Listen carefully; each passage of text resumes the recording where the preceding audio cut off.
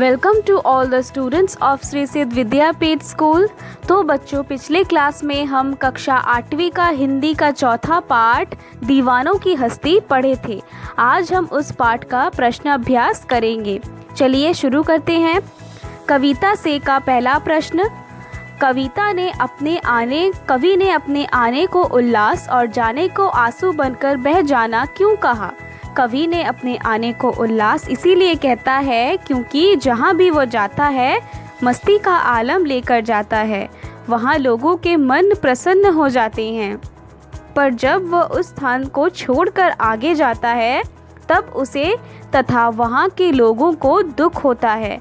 विदाई के क्षणों में उसकी आंखों से आंसू बह निकलते हैं। तो कवि ने अपने आने को उल्लास और अपने जाने को कहीं से उनको आंसू बह जाना क्यों कहा था? क्योंकि कवि जहाँ भी जाता है वहाँ मस्ती का आलम साथ लेकर जाता है, बहुत सारी प्रसन्नता खुशियाँ लेकर जाता है।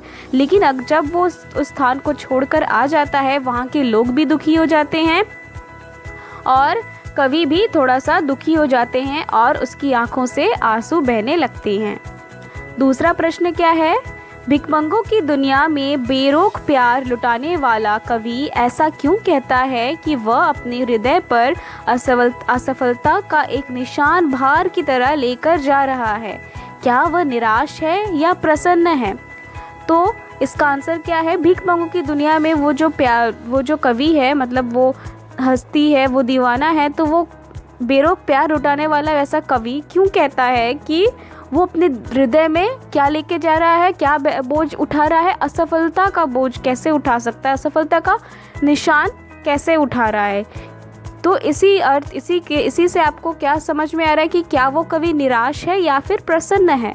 यहाँ भिखमंगों की दुनिया से कवि का आशय है कि यह दुनिया केवल लेना जानती है, देना नहीं। कवि ने भी इस दुनिया को प्यार दिया पर इसके बदले में उसे वह प्यार नहीं मिला जिसकी वह आशा करता है। कवि निराश है, वह समझता है कि प्यार और खुशियाँ लोगों के जीवन में भरने में असफल रहा। दुनिया अभी भी सांसारिक विषयों में उलझी हुई है। तो कवि इस दुनिया को भिखमंगों की दुनिया कहता है क्योंकि वो यह देखता है कि वो सिर्फ ये जो दुनिया है सिर्फ लेना जानती है, किसी को कुछ देना नहीं जानती। और इसीलिए वो इस दुनिया को इतना प्यार देने के बावजूद भी ये दुनिया उसको उस हिसाब से उन्होंने प्यार नहीं दिया इनको।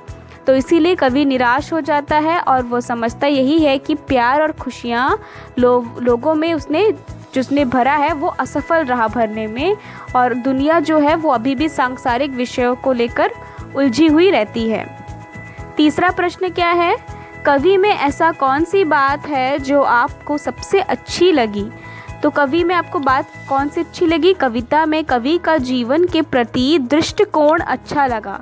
कवि कहती हैं हम सब सुख दुख एक हैं, हम सबके सुख दुख एक हैं तथा हमें एक साथ ही इन सुखों और दुखों को भोगना पड़ता है। हमें दोनों परिस्थितियों का सामना समान भाव से करना चाहिए। ऐसी दृष्टिकोण रखने वाला व्यक्ति ही सुखी रह सकता है। तो कवि क्या कहते हैं? कवि का बहुत अच्छा चीज़ हम लोगों को क्या लगा, अच्छी बात क्या लगी कि कवि का जो जीवन के प्रति एक दृष्टिकोण है तो वो बहुत ही अलग था और अच्छा था, क्योंकि वो कहते हैं कि हमें हमारे जीवन में जितने भी सुख दुख आते हैं उसे एक जैसा ही भोगना चाहिए, क्योंकि ये जीवन एक गति है जहाँ पे हमें कभी रुकना नहीं चाहिए। हमें दोनों परिस्थितियों का समान भाव से सामना करना चाहिए और ऐसे दृष्टिकोण वाला व्यक्ति ही हमेशा सुखी रह सकता है। भाषा की बात की ओर बढ़ते हैं। पहला प्रश्न क्या है भाषा की बात की ओर? संतुष्टि के लिए कवि ने छक्कर, जी भरकर और खुलकर जैसे शब्दों का प्रयोग किया है। इसी भाव को व्यक्त करने वाले कुछ और शब्द सोचकर लिखिए, जैसे कि हंसकर, गाकर। तो ऐसे ही आपको कुछ व्यक्त करने वाले शब्द आपको सोचकर लिखने हैं। यहाँ पे लिखा है खींचकर, पीकर, मुस्कुराकर, देकर, मस्ती कर, मस्त होकर, सराबोर होकर। ठीक है, तो बच्चों इसी के साथ ये पाठ समाप्त होता है और इसका प्रश्न अभ्यास भी समाप्त होता है। और बच्चों, इस पाठ से हमें बहुत ही जानकारी मिली जीवन के बारे में, जीवन को कैसे जीना है, हमें बहुत प्रेरणा भी मिली। ये बहुत ही प्रेरणादायक पाठ है। आप सबको बहुत अच्छा लगा होगा, मज़ा आया होगा इस पाठ को पढ़कर। तो बच्चों, इसके जितने भी सारे प्रश्न अभ्यास हैं आप उनको अपने कॉपी में लिख लेंगे। यहाँ पे उत्तर भी दिए गए हैं, उनको भी आप अपने कॉपी में अच्छे से लिख के याद कर लेंगे। और इस पाठ को दोबारा अच्छे से पढ़िए और इस पाठ का आनंद लीजिए। हम आपके साथ फिर मिलेंगे दूसरे क्लास में एक नए पाठ के साथ।